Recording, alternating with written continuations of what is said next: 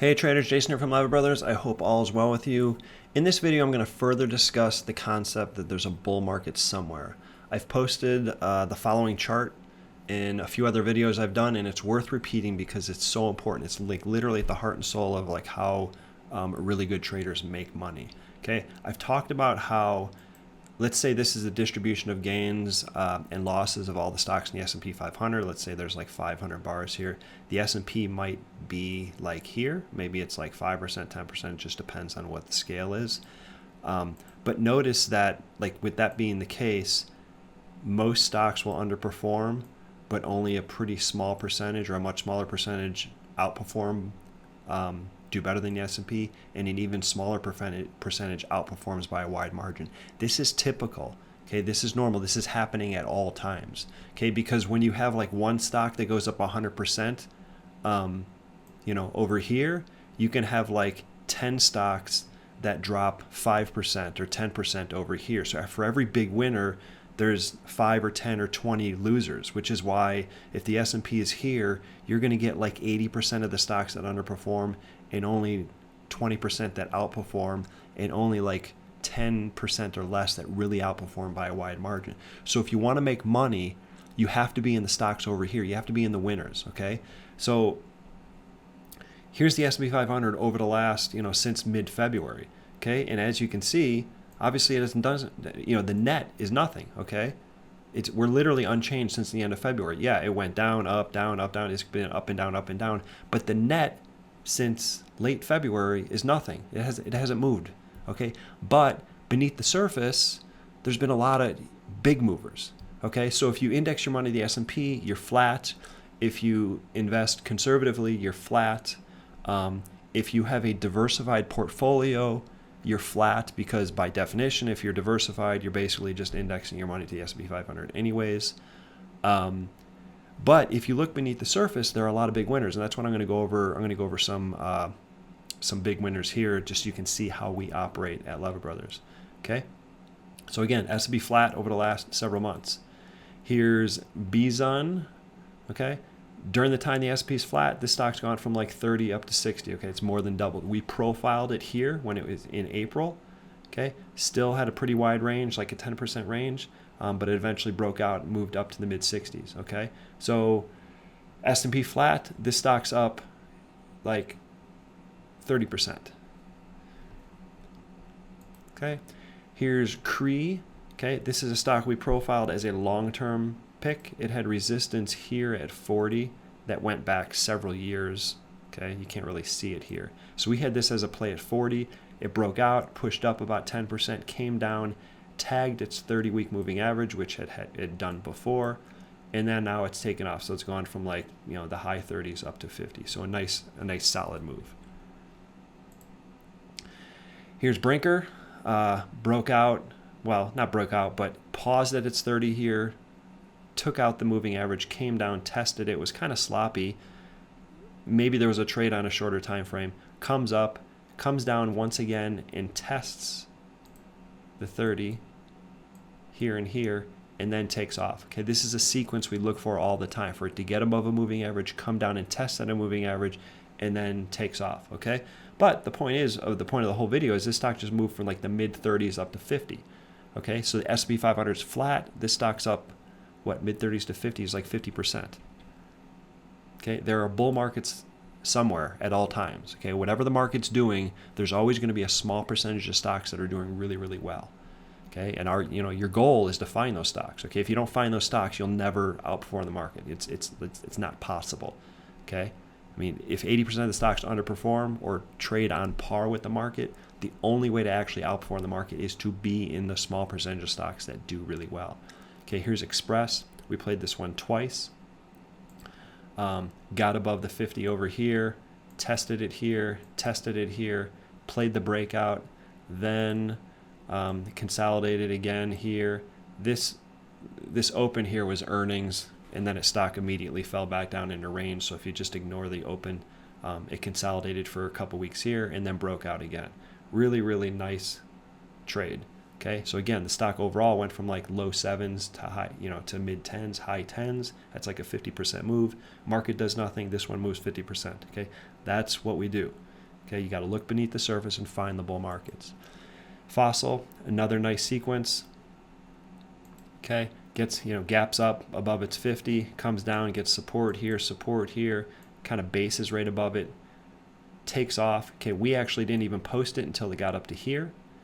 Okay, and you can see it broke out at 20, went up to, it's almost 30, so that's almost a 50% gain. Sometimes stocks just pause up here and then take off. Other times they pull back down like this and then they take off.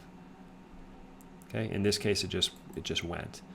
NTNX, kind of a slow mover. Okay, hasn't moved extremely smoothly. We posted as a breakout here at 56. It pushed up 4 points, came down, tested the moving average and the support trend line, and eventually moved up. Okay, wasn't a smooth ride, but yet it was still there. Run, we did not play this one, but I'm just posting it as an example. Again, another stock where the market goes sideways. This goes from 7 to 14, so it doubled in the exact same time that the market went nowhere. This stock doubled. SOGO, fantastic setup here. Okay, we played this one. Went public, didn't do well, formed a base here over the course of a couple months.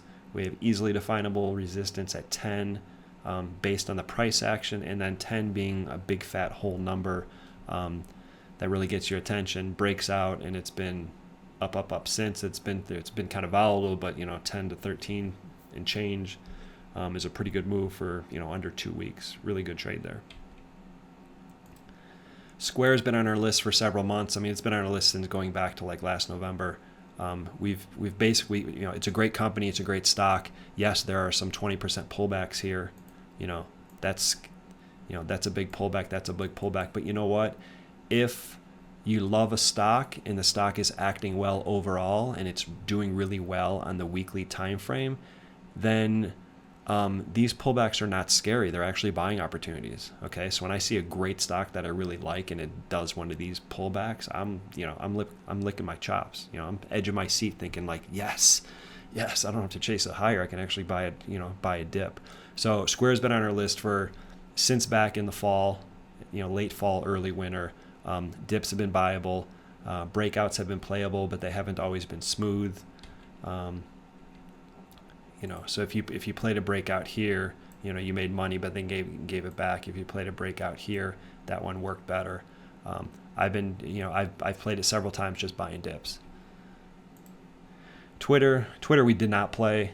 Just didn't really set up smoothly. It's been the kind of stock that it's obviously done really well. Since last fall, 17 to 46, it's almost tripled.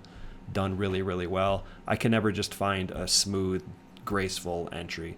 It was the kind of stock that you just get in and just like ride it and let it go, and eventually you can kind of sense that the tide had turned.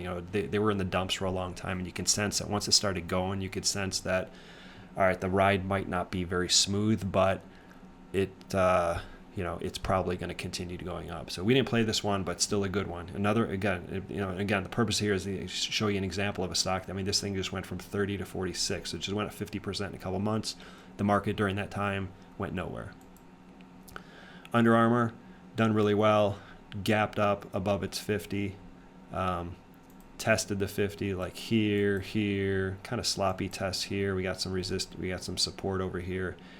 Kind of sloppy as it tries to take out the highs from back here, but once it does, it does.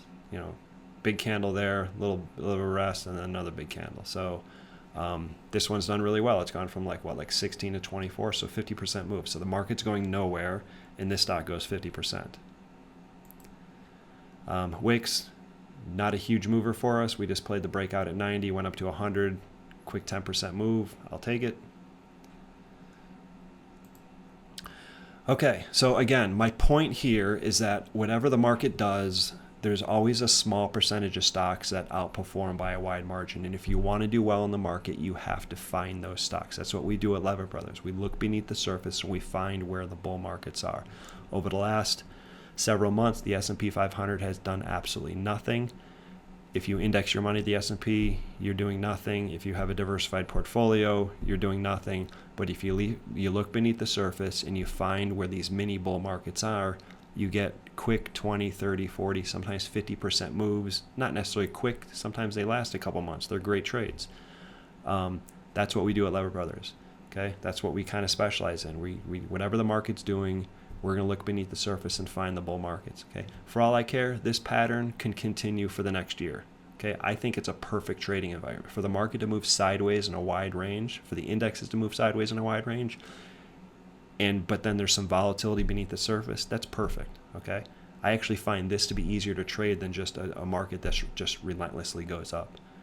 Okay, thanks for listening. Okay, if you liked the video and you want me to do more, give it a like, share it with your trading friends. You can also subscribe to the channel right here at YouTube. Come check us out at Leavitt Brothers. Okay, leavittbrothers.com, leavittbrothers.net, where we provide trading ideas and market analysis. Okay, again, thanks for listening, and I'll see you next time.